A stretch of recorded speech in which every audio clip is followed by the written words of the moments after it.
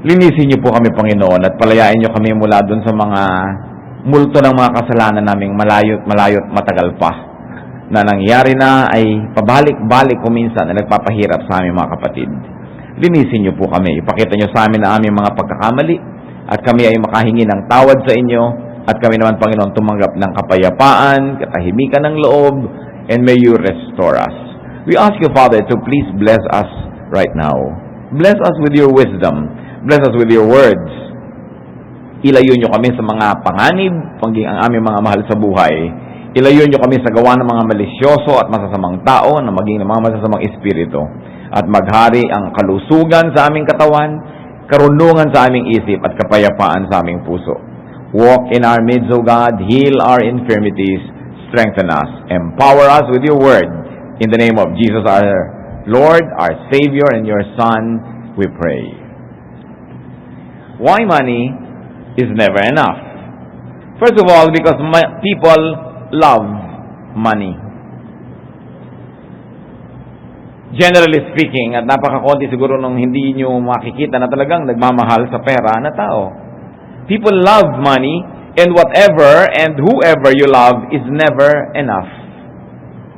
Pag in love ka sa boyfriend mo, hindi siya kasya, kulang ang oras niya sa'yo, kulang ang panahon, kahit naghirap na kate-text, at naubos na ang pera sa load, kulang pa rin si load. Kahit maghapon na kayo magkasama, kulang pa rin, ayaw nyo na maghiwalay, kasi mahal mo eh. Whatever, whoever you love is never enough. If you love orchids, the orchids in your garden is never enough. If you love clothes, it's never enough. Kaya sinasabi ng kata, I can never have enough of you. At ang pag-ibig, sabi ni Jose Corazon de Jesus, ay sakim. At aayaw ng kakabiyak, o wala na kahit ano, o ibigay mo ng lahat. Anong sinasabi ng magandang bagong balita Biblia tungkol sa topic na ito? Mangangaral 5:10. Ang gahaman sa salapi ay walang kasiyahan, at ang sakim sa kayamanan ay hindi masisiyahan. So it will never be enough. Kahit ang dami-dami niyan, kulang at kulang pa rin. Why else will money not be enough? Because money attracts spenders. And of course, more money attracts more spenders. Napapansin nyo ba na nang wala pa kayong pera, konti lang ang gumagastos ng pera nyo. Pero nung dumami ang gumagastos. Dumami ang mga stockholders. No? Nung dating wala kayong trabaho, wala namang lumalapit sa inyo para manghingi. Nung nagkatrabaho kayo, may konting humihingi. Nung nag-abroad ang asawa nyo, dumami ang inyong kamag-anak. Dumami ang kaibigan, dumami ang nagpapaanak sa kasal, dumami ang mga letter na natatanggap nyo na humihingi ng mga donasyon, iba't ibang mga grupo. Kasi pag nagkakaroon ng dagdag na pera, may sumasaling dagdag na makikigastos. Mangangaral 5:11, habang lumalaki ang kayamanan, dumarami ang pangangailangan.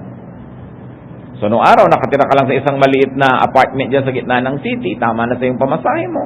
Pero nung nagkapera-pera, inambisyon mo naman siyempre magkaroon ng bahay sa suburbs. So, bahay naman kasi ang layo-layo, so kailangan mo ngayon ng kotse. At alam mo yung mga luma mong mga higaan at mga tiheras at mga folding bed ang ilagay mo sa iyong bagong bahay. So, bibili ka ngayon ng mga bagong kama na kailangan ng bagong cover, na kailangan ng bagong unan, at etc. Hindi na mauubusan ng dahilan para gumastos. There would be more things to spend on. That's also one of the reasons. Technology will never let you stop spending. Because every week, there will be a new type of cell phone. Every week, there will be a new kind of computer. Hindi na mauubos ang pagkakagastahan ng tao. Nung araw, magkaroon ka lang ng isang plancha, minana mo pa sa lola mo hanggang mamatay ka, yun pa rin ang plancha. Ngayon, palit na yun ang palit. May mga planchang may ilaw, may mga planchang lumalabas sa tubig, may mga planchang may lumalabas sigurong tinapay kung nagugutom ka na. Hindi na matatapos yung iba't ibang plancha. Cellphone lang eh. May nakakita sa akin ng cellphone, Pastor, ang humble-humble niya naman, ganyan cellphone mo. Bakit? Kasi hindi ko na kayo nakita nagpapalit. Yung mother pa naman, ba't ko naman ito papalitan? Kasi yung mga tao, palit ng palit, alam mo, may bago. No? Kung ano-ano na ang hindi na uubos na pagkakagastahan ng tao. Consumerism will keep on making you spend more and more. And there will be more and more people to spend the money. Why? Because success, like wealth, has many relatives. Siyempre, pag matagumpay ka na, marami nang tinulungan kita noon. Inalagaan kita, kahit isang araw ka lang naalagaan nung araw, parang siya rin nagpalaki sa'yo. Dahil isa ka na ngayon abogada, isa ka ng superstar, so maraming gusto makihati sa iyong mga kinikita. Money is never enough because wants are insatiable. Wants can never be fully satisfied. Needs can be met, but wants can never be satisfied. Hindi nauubos yung wants. Yung need, kailangan mo ng damit para hindi ka ginawin, para hindi ka tamaan ng araw, para hindi ka hubad-hubad na naglalakad sa mundong ibabaw. Pero pag na-meet na yung want na yon, needs na ang kasunod, kailangan color coordinated na yan, kailangan ganito na yan, kailangan hahaba ng hahaba ang kwento, hindi na siya matatapos. Lucas 12:15, ang sinabi niya sa kanilang lahat, sabi ng Panginoong Jesus, mag-ingat kayo sa lahat ng uri ng kasakiman, sapagkat ang buhay ng tao ay wala sa dami ng kanyang kayamanan. Siyempre, kabaligtaran ang iniisip ng marami, kaya nga ito itinuro ng Panginoong Jesus. Akala ng marami, mas mapera, mas mabuti. Mas maraming bagay, mas mabuti. Mas maraming sapatos, mas maraming kotse, mas maraming bahay, mas mabuti. Pero sabi niya, huwag kayong papalin lang sa ganyan. Hindi kayo nasusukat ng langit, at hindi rin kayo dapat sukatin ng tao sa dami ng inyong ari-arian. And very especially, you must never measure yourself by what and how many things you have in your life. Money is never enough because most of the time, money is in the hands of the greedy. The greedy and the foolish, of course, don't know when to stop gathering money. They don't know when enough is enough. And because most of the money is in the hands of the very wise and the very greedy, it will never be enough because a lot of people are deprived. Merong unequal distribution of wealth because so much wealth is in the hands of so few. Nabasa ko sa periodiko nung nakarang linggo, ang itinatapon daw na pagkain sa Amerika, sa Britain, at sa ibang mga country sa Europe, maging sa Japan, ay billion dollars ang halaga. Habang nagkakagutom ang tao. Nagkaroon ng mga pag-aaral ng mga basurahan sa tinatawag nating developed countries, yung tinatawag nilang first world. Halos kalahati ng mga basurang nakatapon doon hindi pa nabuksan. Mga hindi nabuksang delata, hindi nabuksang yogurt, hindi nabuksang kung ano-ano, natatapon. Kasi may mga pera sila na afford nila yan. In fact, there are many developed countries na para lang pababain halimbawa o kaya pataasin ang presyo ng kamatis, sisirain nila yung toneladang dami ng kamatis para huwag pumasok sa market at huwag bumagsak ang presyo. Nagtatapon sila ng alak, ng gatas, kung saan-saan, para lang price manipulation and price control. Hindi naman dapat nagugutom ang maraming tao. Kaya lang hawak ng iilan yung napakaraming resources ng planeta. Mangangaral 4-8 tungkol sa isang taong hindi marunong. May isang taong walang tigil sa pagtatrabaho. Wala siyang kasiyahan, ni hindi niya itinatanong sa sarili kung kanino mauuwi ang kanyang pinagpapaguran. Isang uri din daw ito ng kahangalan. Trabaho ka ng trabaho, wala ka nang na-enjoy sa buhay, nagasgas ka na, you squander your health and your youth just to make money, and then later on, when you're very old, you have to squander all the wealth you made just to be healthy again. Kasi hindi marunong tumigil. There is an even distribution of wealth.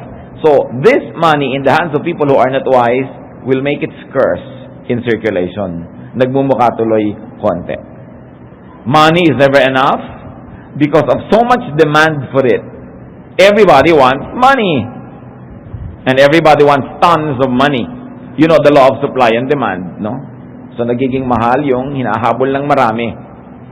Mangangaral 10-11, ang pagkain ay dudulot ng kasiyahan at nagpapasaya sa buhay ang inumin. Ito'y mabibiling lahat ng salapi. So, isang observation ni Solomon dito sa kanya, Ecclesiastes 10:19, money is the answer to everything. Because people and the civilizations had become so materialistic and so monetized, ang lahat ngayon nabibili ng pera. So ang tao ngayon gusto magkaroon ng pera para magkaroon siya ng kapangyarihan because money is power because you can buy services and goods. Halos ngayon ay hindi na uso yung barter, hindi na uso yung tinulungan kita kahapon, tulungan mo kayo ngayon. Hindi, tinulungan kita kahapon, bayaran mo ako. Kung tutulungan mo ako ngayon, di ba bayaran kita kung may pambayad ako. Lahat sinukat na sa pera. Kaya ngayon, lagi nagiging kulang ang pera. No? Jesus challenged that prevalent notion na ang lahat dapat pera-pera. Sa Lucas 10:4, anong sabi niya sa mga disipulo niya na mga ngaral sa bayan-bayan, huwag kayo magdala ng lalagyan ng pera. Huwag kayo magdala ng wallet. For Jesus, money is not the currency. The currency for Jesus is service, is love. Sabi niya, maglingkod kayo sa mga tao at papakainin nila kayo. Patitirahin nila kayo sa kanilang mga tahanan, kanilang iintindihan ang inyong mga pangangailangan. So sa kanya, walang kailangan pera.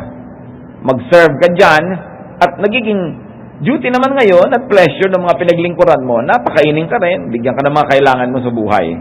So this Jesus movement was not very, very focused on the cash economy. That was already very highly developed during their time. What more now? Lahat talaga, pag kilos mo, pera. Lahat ng galaw mo, pera. Lalong-lalo sa mga city. No? Yung mga dating hindi natin ginagastahan mo na. Dati naman, umiinom-inom ka lang ng mga tubig-tubig at burak-burak niya sa gripo. Ngayon, kailangan pang memorial water para sosyal ang iinumin mo. Yung bang, hindi naman ginagastahan ng tao nung araw yan. Gumagasa ba ang tao nun sa load? Ngayon, ang dami-daming perang napupunta sa load, no? Gumagasa ba ang tao nun sa foods? Paano foods pa? Ikaskas mo sa bato yung sakong mo nang matanggal ang mga bakokang mo. So, may pa-foods pa. Ang daming pinagagastahan ng tao. And because of that, people are compelled to always be interested in money. Because you cannot be mobilized. Nung araw, maglaro lang kayo ng mga sumpak, magbugahan kayo ng mga buto ng munggo, yun na ang laro. Ngayon, magbabari lang kayo, pero may bayad yung bala, may bayad ang lahat. No? Yung halos lahat ng laro may bayad. Nung araw, gagawa ka lang ng mga laruan, mga dahon, papaikot-ikutin mo, mga gagamba, paglalabanin mo yung mga gagamba. Ngayon, computer, magbabayad ka, maghuhulog ka. Money. How can we make money enough? It's a very interesting question. The Bible teaches us to make money enough, gather money with honest labor. Pagka malinis ang kalooban, ang pamamaraan ng naghahanap buhay, na paghihimalaan niya ng Diyos na yung pera niya nagkakasya. Pero kung masama ang mga pamamaraan, kung magkagastos din yan, limpak-limpak na gastos. No? Nauubos din, napupunta rin sa wala yung kinita sa masama at sa mali. Kawikaan 13:11. Ang kayamanang tinamo sa daya ay madaling nawawala. Ngunit ang kayamanang pinaghirapan ay pinagpapala. So honest labor. Huwag yung laging gusto natin magkapera na pagod ng iba. Naghahanap ka kung sinong mabablockmail, naghahanap ka kung sinong mananakawan, naghahanap ka kung sinong maba 1, 2, 3, yung ang tagal-tagal nilang inipon, bigla-bigla ang nanakawin. Ang daming ganun yung mga OFWs, ang tagal nag-ipon, tapos biglang nanakawa lang sila ng kung sino, ang tagal nilang pinaghirapan. Tapos mamaya mo, nagnakaw din, wala na rin naman yung pera niya. Yung mga scam, ang dami-daming pinaghirapan ng taong pera, na-scam sila, nadadaya sila. Pero yung nandaya, ang ending din naman, wala rin Sandali lang nabubuhay, one day millionaire, tapos mga pobre din uli. Kasi hindi pinagpapala ang ganong pera. You want your money to be enough? Gather it in an honest way. And then, multiply money. Also in an honest way.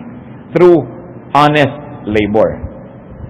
Mateo 25:16. Kumilos agad ang tumanggap ng 5,000 salaping ginto at ipinangalakal iyon.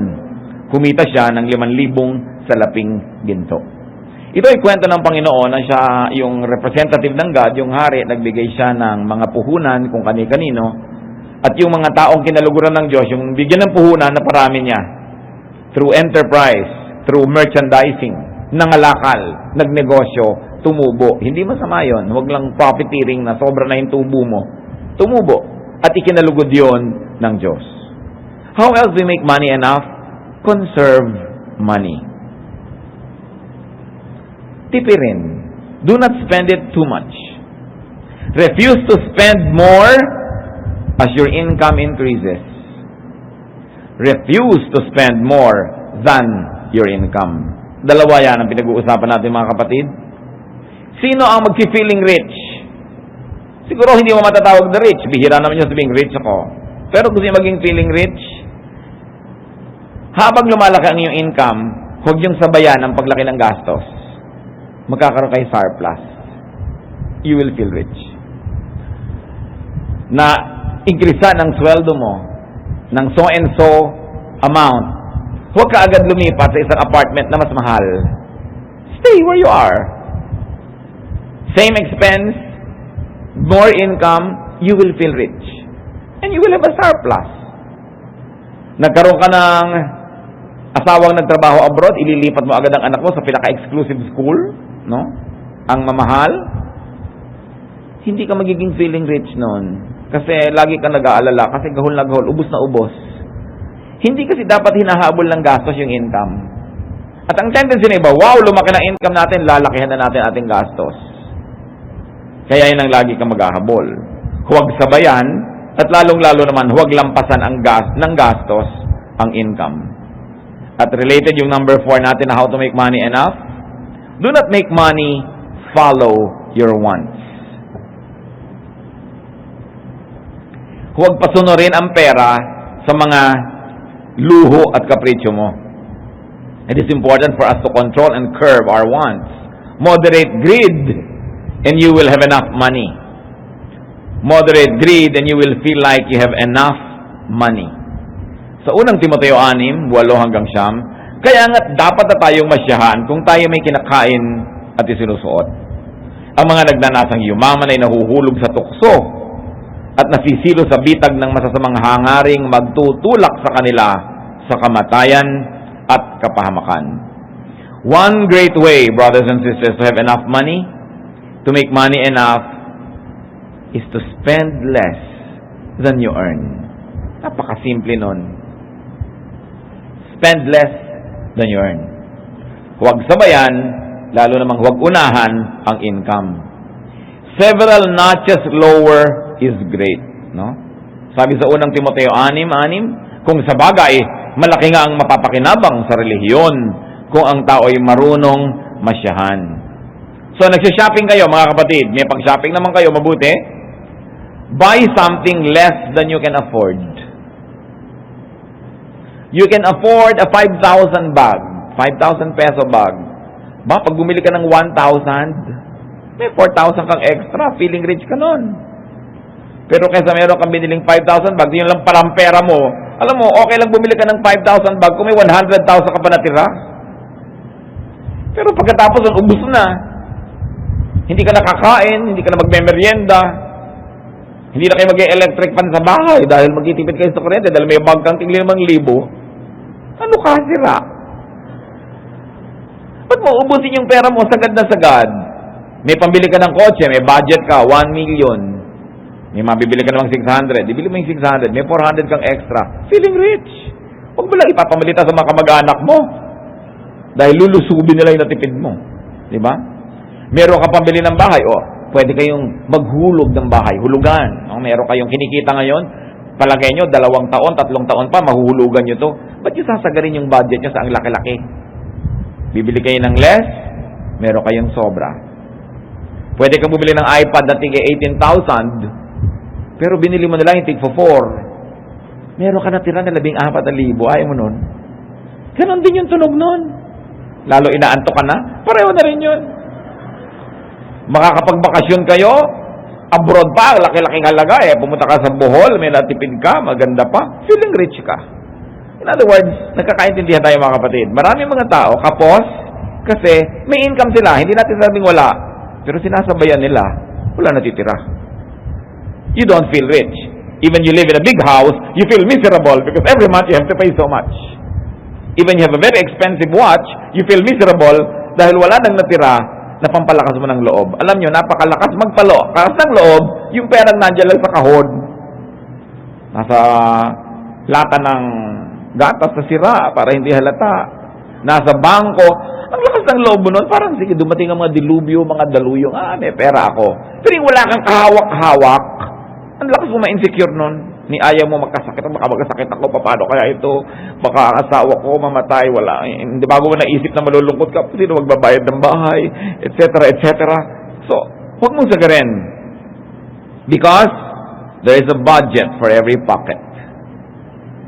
Yan ang alam na ng maraming namimili. Pwede kang bumili ng sapatos na 18,000, pero meron ding 180. No? Meron din. Ganon din yon. Hindi ka rin matitinik pagkasuot mo yung isa. Pareho rin. Yung mga bumibili na ang mamahal na mga cosmetics, mga makeup, mga panglagay sa mukha, kung marunong kayo magbasa, basahin nyo yung literature nyo, yun din ang laman nun. The same. No? Ang mga laman lang nun, mga mantikang puriko, inaluan makulay-kulay, yun din yun. Pareho lang. Pag ka pabibili ng mahal, mga brush pa na gusto mo, yung horsehair, ang pambrush ng mukha mo, yung mukha mo pa rin yun, kahit yung kabayo pa ang kumiskus ng makeup dyan, ikaw pa rin yun eh. Bakit mo kalamahalan? Akala ng iba, pag mas mahal, mas maganda. Hindi laging ganun. Alam niyo yung mga ibang products, minamahalan lang para magmukha silang magaling. Kasi pag minurahan, baka tayo mukhang mura, hindi tayo bilhin. Mahalan natin, akala nila talagang expensive yan. Marami ganun, packaging lang. How to have enough money? Make more than you need and spend less than you make. Kailangan pa bang i-memorize yan? No? Kaya kinakapos, sinasagad. Yun mang electric fan, buksan mo lagi nasa 3, after 2 weeks, sira na yon. Kasi sagad. Ikaw ba patakbuhin ka ng walang tigil, ang bilis, di mamatay ka dyan kasi sagad. So bakit ka gagastos ng sagad? Lagi dapat hindi sinasagad. Sabi ni Solomon, a man of wisdom, a man of spirituality, a godly person will avoid all extremes. Do not love money. Isa yung pinakamahalagang factor para magkasya yan. It's okay to like money, but don't love money. Because as we have said, what you love is never enough. Unang Timoteo 6:10, sapagkat ang pag-ibig sa salapi ay ugat ng lahat ng kasamaan. Dahil sa paghahangad na yumaman, may mga taong nalalayo sa pananampalataya at nasa sadlak sa maraming kapighatian. Napapahamak dahil mukhang pera. Do not love money, and money would be enough. Isa pa pong napaka-importante para yung pera na yan magkasya, decrease your demand for money. Find answers to your needs apart from money. Find answers to your needs without having to spend money. Naiinip ka, gusto mong maglibang-libang, may mga libangan na libre, may libangan na may konting bayad, at may libangan na sobrang malaki ang bayad. In other words, yung mga demand mo, huwag mong laging tapatan ng gastos. Maraming alternatives. Maraming mga equivalent na pwedeng gawin sa buhay na hindi kailangan ng sobrang daming pera. And do not measure everything with money. Do not measure everything by its monetary value. Kailangan ang pagbavalue natin hindi lang puro tungkol sa pera. Pinapahalagahan natin halimbawa yung ating reputasyon. Mahal yan. Diba? Pinapahalagahan natin ating dangal. Pinapahalagahan natin yung ating patotoo, yung ating kagandahang loob. Hindi mo laging ine-equate sa pera na, naku, kailangan singilin ko siya kasi yun din ang halaga nito. Pero yung kagandahang loob na ibinigay mo yun, hindi mo siningil, it will make you a very, very, very good person. And whoever is good pleases God, and whoever pleases God will of course be enriched by God. Not necessarily by the volume and amount of money that God gives you, but how God would stretch even the little money that you have, that you maximize your enjoyment out of so little. It's not how much you have, but it's how much you make of it. And that is where God's blessing counts so much. Lucas 12:15, at sinabi niya sa kanilang lahat, mag-ingat kayo sa lahat ng uri ng kasakiman, sapagkat ang buhay ng tao ay wala sa dami ng kanyang kayamanan. Huwag tayong magpadala sa mundo, no? Itong si ganon, worth 18 billion, itong si ganito, $3 billion ang worth niya. Hindi ganon ang worth ng tao. Hindi ganon magsukat ang langit. Pati ang mga tao, sinusukat mo, magkano ba yung sweldo niyan? Saan ba siya nakatira? Sa subdivision ba na gano'n? Phase 1 ba? O phase 2? O yung nando sa may dulo? Sinusukat natin ang tao by monetary value. Hindi gano'n sumukat ang Diyos. At kung kayo man halimbawa ay yumaman at umasenso, siguro once upon a time nakatira din kayo sa isang lungga, sa isang silong. So hindi mo pwedeng lait-laitin at malitin yung mga nakatira doon ngayon. May potential din niya na makawala doon at umasenso in the future. Every person is a promise. Pag nakakakita ako ng mga slums na dinedemolish, pinapaalis sila dyan, mga tao nakatira sa ilalim, mga tulay, naisip ko, ilan ng mga genius dito na naghihintay lang ng panahon para yung kanilang bulaklak ay mamukadkad, humalimuyak ang kanilang bango. Kasi napakarami namang kilala natin, hindi lang sa ating lipunan, maging sa ibang bansa, na super sikat, super talino, super galing, super yaman, pero nanggaling sa wala. So, hindi mo pwedeng ang tao, susukatin mo dahil wala siya. Sabihin mo, wala siya ngayon. Poverty, like wealth, is not permanent. And you can never always gauge people by their economic status of the moment. Dahil ang gulong ng buhay, umuusad dyan, nagpapalit-palit ang lahat. Kaya hindi dapat tayo mukhang pera sa pananaw natin. Mga magulang, alam niyo mga habang tumatanda ang tao, mas nagmumukha talagang pera. Kasi syempre, nakita mo na ang pera talaga, answer to many things. Naging practical ka na, kailangan mo ng pera para kumain, magpagamot, etc., etc. Pero ang isa sa mga pagkakamali ng magulang ko minsan, pag sinusukat nila yung mga mapapangasawa ng anak nila o yung nagugustuhan, ang sinusukat nila, sino ba yung magulang? May kabuhayan ba sila? May pera ba yan? May kotse ba yung manliligaw mo o wala? You know, because even prominence is not permanent. Kahit binata yan ngayon, may kotse, magaganda sapatos, dahil lang pala yung magulang na nagsikap. Ang suot-suot lang pala niya, galing lahat ng magulang. Pagka siya na pala itong namumuno ng kanyang buhay, burara pala ito at wala pala itong income, maghihirap din. Because, you know, wealth, like poverty as I have said, has no assurance that it would be there forever. Pag tinitingnan ninyo ang inyong manliligaw o liligawan, tinitingnan niyo yung makakapartner sa buhay o yung mamanugangin ninyo, ang sinusukat dyan, may ambisyon ba ang taong ito? Hindi may pera ba? Kasi maraming may pera, bukas wala eh. Pero ang taong may ambisyon, yung taong may kakayahan, may talino, masipag, wala mang pera ngayon yan, magkakaroon yan. Pero yung taong tamad, lumaki sa layaw, mapera man yan ngayon, maaaring malustay lahat at mawala. You can never pin people down to statistics, to monetary value, because people are people and we were wonderfully made by God. Everybody has the potential to be great. So how else do you make money enough? You decrease your demand for money, abandon money for a better cause. Marcos 10:28, at nagsalita si Pedro, tingnan po ninyo, iniwan na namin ang lahat at kami sumunod sa inyo. Yung mga disipulo na yan, hindi naman mga disipulo dati, may kanya-kanya silang trade, may kanya-kanya silang paraan ng pagkita ng pera. May tax collector, mayroong mga mangingisda, nagtatrabaho sila. Pero nung sumunod sila kay Jesus at tinawag, iniwan ng lambat, iniwan ng bangka, iniwan ng lahat, sumunod kay Jesus. Kung nagmukhang pera sila noon, hindi natin sila pag-uusapan ngayon. So sabi, iniwan namin lahat, sumunod kami sa'yo. At wala sa atin ngayon ang makakapagsabi na these disciples became poor. Na natalo sila, kawawa naman sila, naglingkod sila, naging mga disciples sila. Walang titingin nun ngayon. Ang titingin lang ng ganon, kung nung panahon na yon, during the present, pwedeng matakot sila, ma-insecure sila, baka tayo walang kitain, baka tayo magutom. Dahil lang kaharap nila yung problema noon. Pero nakita natin ngayon, pag nililingon natin, that was the best decision that they have ever made. At sa buhay natin ngayon, mga kapatid, bari hindi tayo magiging disipulo tulad ni Pedro, tulad ni Matthew, but there is a great, and there's a lot of great opportunities for discipleship every day.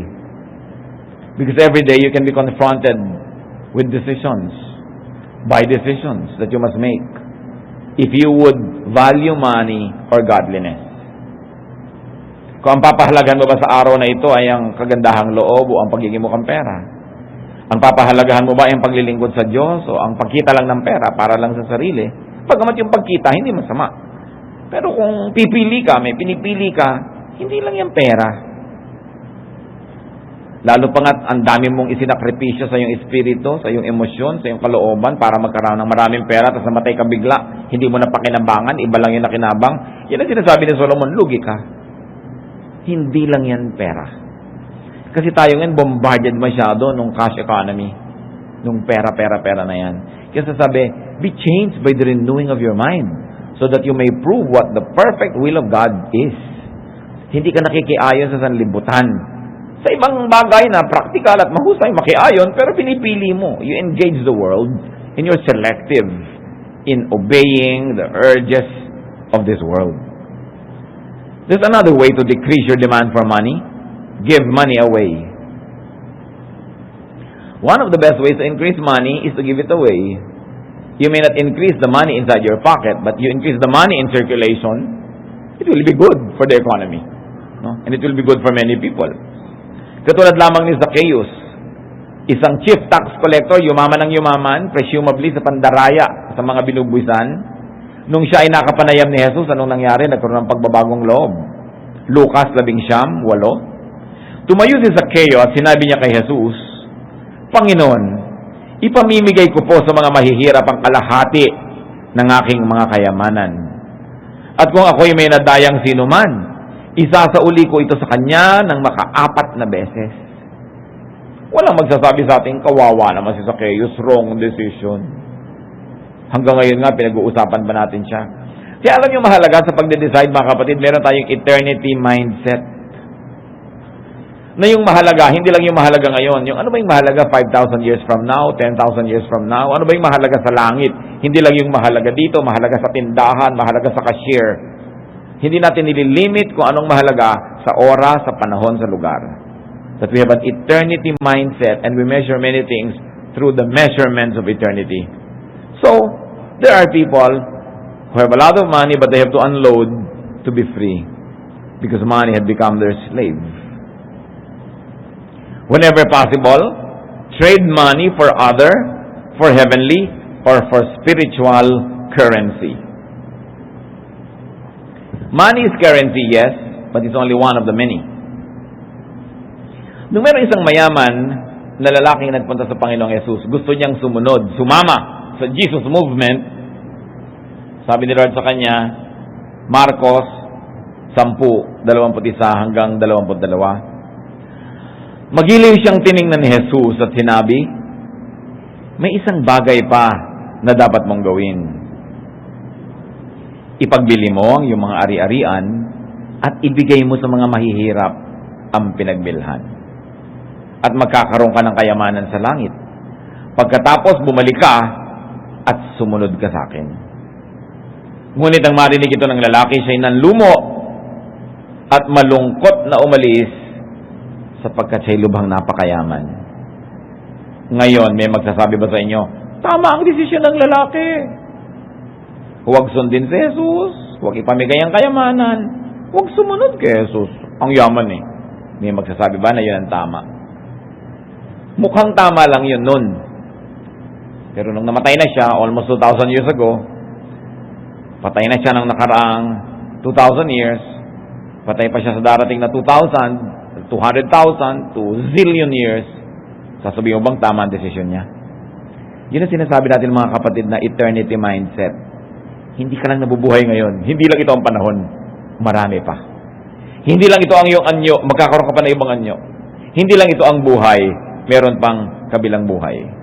Hindi naman lahat ng mayayaman kailangan ipamigay niyo yung kayamanan niyo para sumunod kay Jesus. But this particular person, ang Diyos niya pera eh. Tapos gusto niya sumama kay Jesus. So alam ni Jesus, hindi pwede. Kailangan ang Diyos sa langit. Ang Ama sa langit ang Diyos. So tanggalin mo yung Diyos-Diyosan mo na yan para ka makasama sa amin. Ngayon, kung mayaman ka, pero hindi mo naman Diyos ang pera mo, Diyos mo yung Ama sa langit, hindi mabuti. Diyos mo na yung Ama sa langit. May pera ka pa, hindi yan tatanggalin ni Jesus. Diba? Tinatanggal lang kung sobra mong inaamo, Diyos, naging yun na ang sagabal. Akala ng marami sa atin, hindi ako yun, hindi ko Diyos ang pera. Mag-isip-isip tayo. Kasi sa maliliit na bagay, malalaman natin kung Diyos ba natin yan o hindi. Sinusunod ba natin yung makaturuan, kabutihan, kagandahang loob o mahal din yan, pera din yan. Doon mo malalaman kung masunurin nga ba tayo. So paano pagkakasyahin? Paano pa sasobrahin ang pera? Change your attitude about money. You don't need a change of figures at the bottom line. Ang kailangan natin, hindi pagbabago ng mga number na nasa bank account natin para siya dumami. Ang kailangan, magbago tayo ng pananaw tungkol dyan. Change your attitude about money. Need it less. Do not be eaten up by consumerism. Recycle, conserve, spend less, and make more than you spend. Turuan niyo kami, Panginoon, kung ano ang katuturan ng mga bagay na ito sa aming buhay. Patawarin niyo kami kung may mga panahon na inuuna namin yung pag-ibig sa pera kaysa pag-ibig sa inyo. na kami man ay nalilito ng mga maraming bayarin, nalilito kami ng maraming mga demands, desires, wants. Ituro mo sa amin, Panginoon, yung manahimik, mag-isip-isip. To get out of the race, sit in one quiet corner and reassess our values. At nung makita mo, Panginoon, isinusunod namin sa iyong katuruan ang aming kalooban, kagustuhan mo ang aming sinusunod. Sa mga kapatid na lagi nilang kapos, lagi nilang kulang, ipakita mo ngayon, Panginoon, kung anong dahilan. Nangako naman kayo ng abundant life sa amin. So if we are not abundant, maybe we just don't feel abundant. Or maybe because of our methods, the abundance that you intended for us is squandered, and so we feel poor. Ituro mo kung meron kami mga ginagawang pag-aaksaya. Kung may mga dapat productivity na napapalampas namin, hindi kami mabunga samantalang pwede, ipakita mo sa akin, Panginoon, kung paano kami makikitungo dito sa perang ito, na imbes ito maging amo ng buhay namin,